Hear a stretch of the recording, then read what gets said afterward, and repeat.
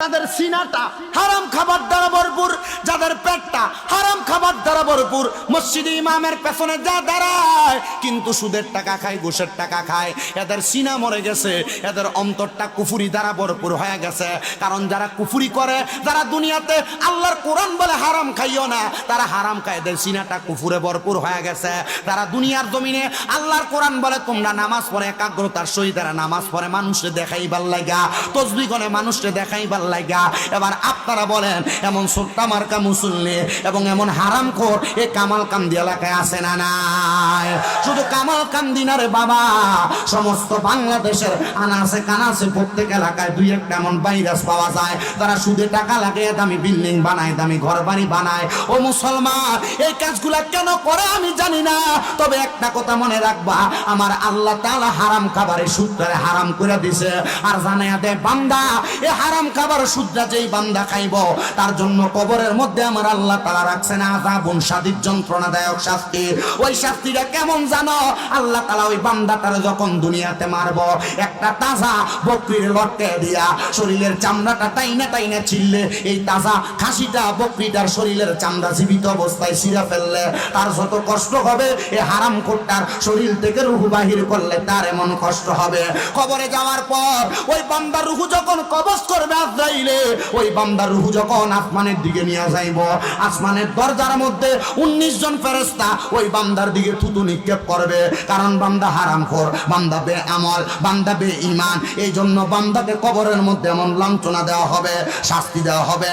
এবার যারা হারামখোর, সুদখোর নাই, সুদখোর নাই, লম্বা লম্বা কথা কামালকান্দির দোকানে বইয়া বইয়া কয়, কিন্তু এ খায় হারাম, খায় সুদ, কথা কয় না, বাইবাতি যা জমি দখল করে খায়। এমন লোক নাই আপনার এলাকার? আরে এমন কোন এলাকা বাদ নাই, আপনার এলাকায় যেমন আমার এলাকায় তেমন অবস্থা। বলে হুজুর কেন? কারণ হইলে এদের অন্তরটা মোহর মারা, এদের অন্তরটা একবারে ঢাকনা দেওয়া।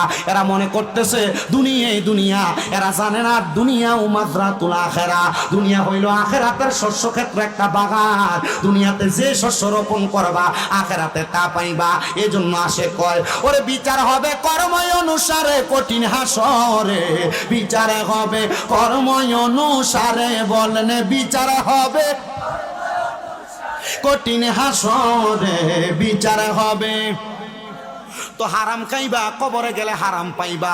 বলে হুজুর কেমনে? আমার আল্লাহ তাআলা অন্ধকার কবরে হারামখোর যারা পরের হক মাইরা খায়, যারা সুদের টাকা ঘুষের টাকা খায়, যারা জমি দখল করে খায়, যারা তাদের জন্য কেমন শাস্তি রাখেন একটু শুইনা নেন। আল্লাহর নবী রাহমাতুল লিল আলামিন নবী আমার জানাইয়া দিয়ে উম্মত শুনো, তাদের জন্য এক নাম্বার শাস্তি হইল সর্বনিম্ন আমার আল্লাহ তাআলা এই হারামখোরগুলারে 3000 বছর জাহান্নামের আগুনের মধ্যে পুরাইব। সুদ খাইবা, খাও বেশি কইরা, সেই সন্তানরে ভালো করে পড়ালেখা করানোর জন্য সুদের টাকা লাগাও, যেই বউরে দামি জামা কাপড় কিনা দেওয়ার জন্য সুদের টাকা লাগাও, ওই সন্তান তোমার একটা নেক আমল দিয়া সহযোগিতা করবে না। ওই বউ তুমি মারা যাওয়ার পরে রাত্রবেলা তোমার লাশটা পাহারা দিবে না। যদি বলে রে আব্দুর রহিমের স্ত্রী, তুমি তোমার স্বামীর লাশটা পাহারা দাও, বেডিকো বেডা লাশ আমার ডর লাগে। না না না, কার জন্য তুমি এমন কর্ম করলা? ওই সন্তান তোমার বাপ কইয়া পরিচয় দিবে না, ওই স্ত্রী তোমার স্বামী কইয়া পরিচয় দিবে না। আল্লাহ তাআলা নবীর মাধ্যমে জানিয়ে দেয়, এমন হারামখোরদেরকে আল্লাহ তাআলা একদিন, দুই দিন, এক সপ্তাহ, 2 সপ্তাহ, 1 মাস, 2 মাস না, সর্বনিম্ন 3000 বছর জাহান্নামের আগুনের মধ্যে জ্বালাইব। জাহান্নামের আগুনের রংটা হবে লাল, ওই লাল জাহান্নামের আগুনের রংটারে 1000 বছর জ্বালাইয়া আমার আল্লাহ তাআলা রংটারে সাদা বানাইব। এবার সাদা জাহান্নামের আগুনের মধ্যে জ্বালাইতে জ্বালাইতে বান্দাটারে জাহান্নামের আগুনটারে কালা বানাইয়া দিব। জাহান্নামের আগুনটারে আরো 1000 বছর জ্বালাইব, ওই আগুনটা কালো হইব। ওই কালো জাহান্নামের আগুনের মধ্যে জ্বালানোর পরে বান্দাকে তামাশাক নামক একটা জায়গার মধ্যে দাঁড় করাবে, বলবে বান্দা এবার তুমি তোমার কথা বলতে পারো। আরে আগে মাইক চলবো, পরে কথা হবে।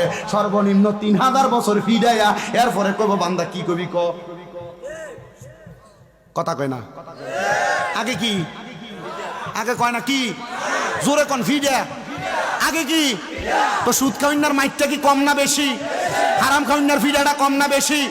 ভাই মরে যাওয়ার পরে বাতিজারার জমি বুঝিয়ে দিছেন, এটির ফিডাটা কম না বেশি? মা বাপ মরে যাওয়ার পরে বোনের সম্পদ বুঝিয়ে দিছেন, এটির ফিডাটা কম না বেশি? আল্লাহর মায় দুনিয়ার বাইর এমন ফিডা ফিটবো কই আযাবুন শাদীদ, যন্ত্রণাদায়ক শাস্তি, কাঁচা বাঁশের গোড়া দিয়ে বাইরে আইব। কারণ এই মোরকিল্লা বাস দিয়ে বাইরে এলে এ হারাম খাইতে খাইতে, কারণ মুরগার গোস্ত গরুর গোস্ত খাইছে তো এর আড্ডি শক্ত হয়ে গেছে। এখন আর বাড়ি দিলে বাঁশ ভেঙে দেবো, এর লাগে কাঁচা বাঁশের গোড়াটা যদি হয় গিরাডি কাছাকাছি থাকবো, বাড়িটা খিচ্ছে লাগবো। কথা কন না কেন?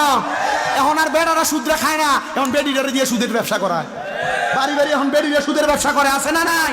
আল্লাহর কসম মা বোন যারা পর্দার হলে শুনছো, এই সুদের টাকা ঘুষের টাকা পরের হকের টাকার উপর লোভ কইরা হারাম টাকা খাইয়া শরীরে সৌন্দর্য বাড়াইবা, দামি পোশাক পরবা, আল্লাহর কবরের আযাব থেকে বাঁচতে পারবা না, বাঁচতে পারবা না, বাঁচতে পারবা না। কথা বলেন ঠিক কিনা?